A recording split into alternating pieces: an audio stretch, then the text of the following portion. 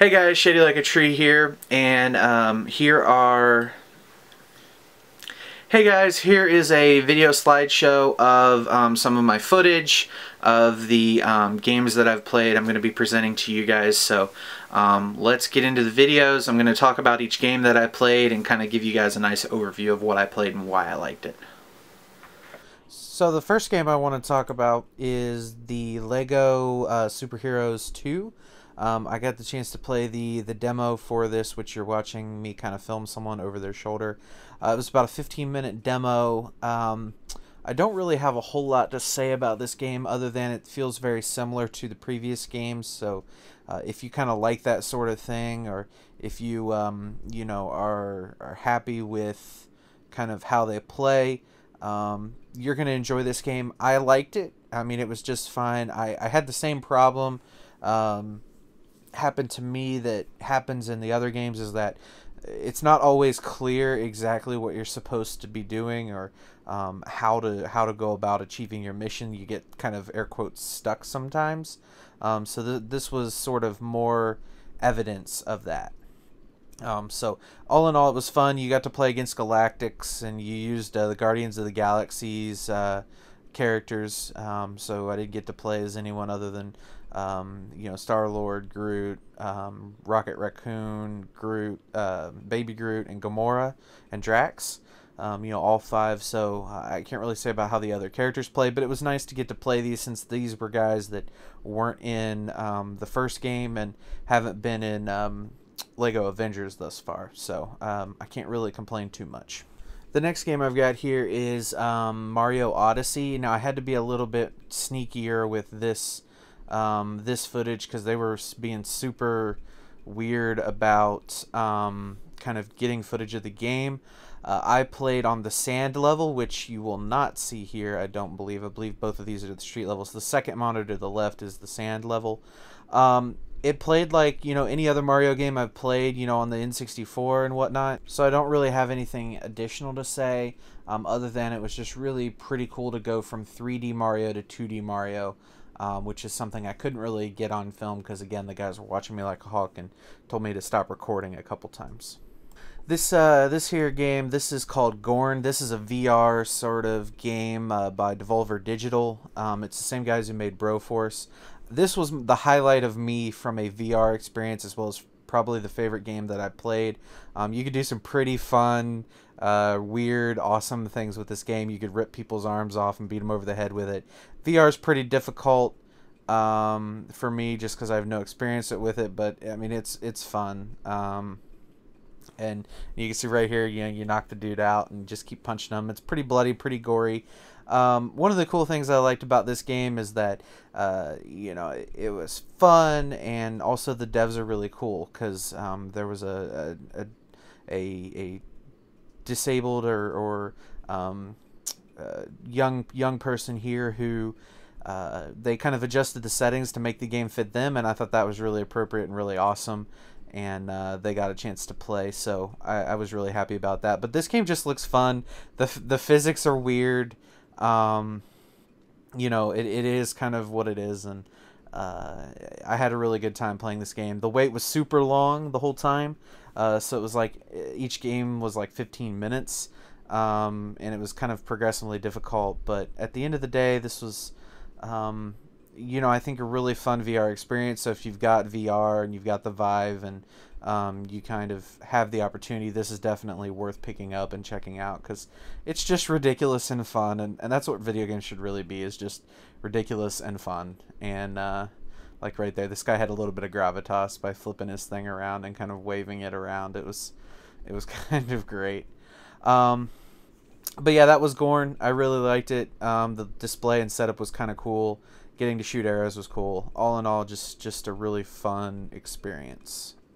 Moving into the next experience here, this gameplay footage is a little weird. Again, I had to be super incognito about this, so I tried to adjust it midway through here. In a second, you'll see me get a little bit more of the screen, I think. But this is Detroit Become Human. This is a game that we thought, or at least I thought, or a lot of people thought, that I talked to, that it would be more like Watch Dogs, but it's really from the guys who did Beyond Two Souls. So while there is a timer going on and you've kind of got to do some things and this, that, and the other in your playthrough, it isn't like Watch Dogs at all. It's more, again, Beyond Two Souls, where you get choices and those choices kind of affect the game. And there's multiple outcomes and things of that nature. It's about androids, and it has the guy whose name I cannot remember off the top of my head, who plays one of the doctors on Grey's Anatomy.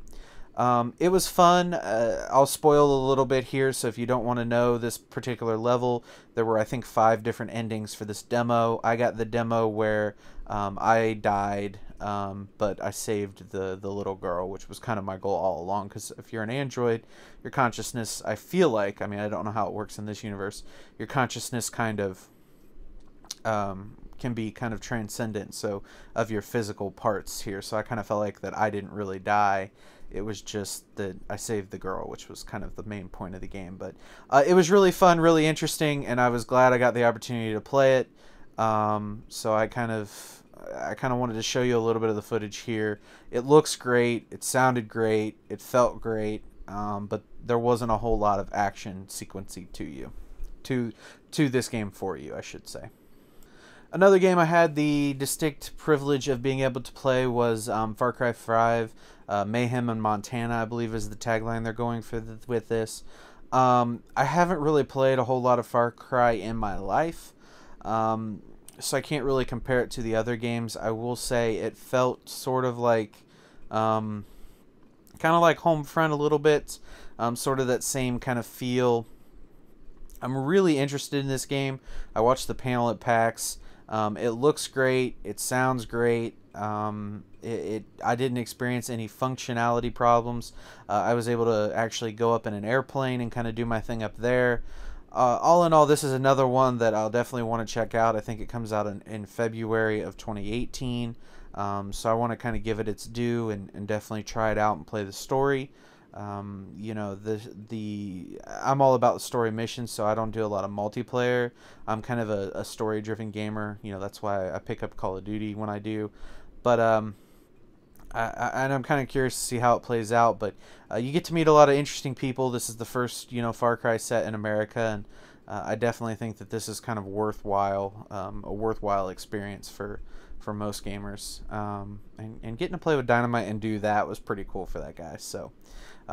Yeah, definitely going to check this out. I liked it.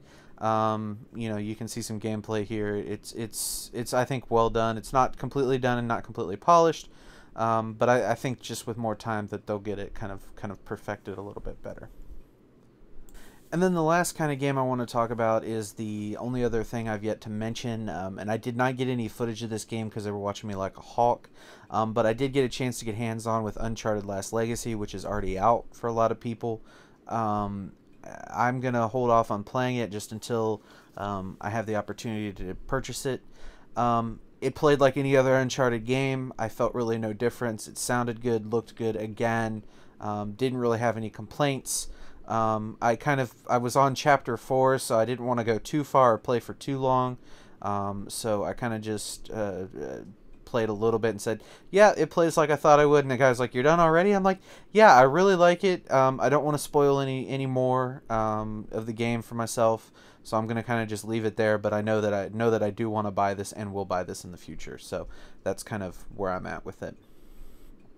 Anyway, I want to thank you guys for watching. This has been kind of my reactions to some of the games I played at PAX West 2017. Check these games out if you like what you see, and I'll see you guys next time. DFTBA, and remember the Alamo. Bye, guys.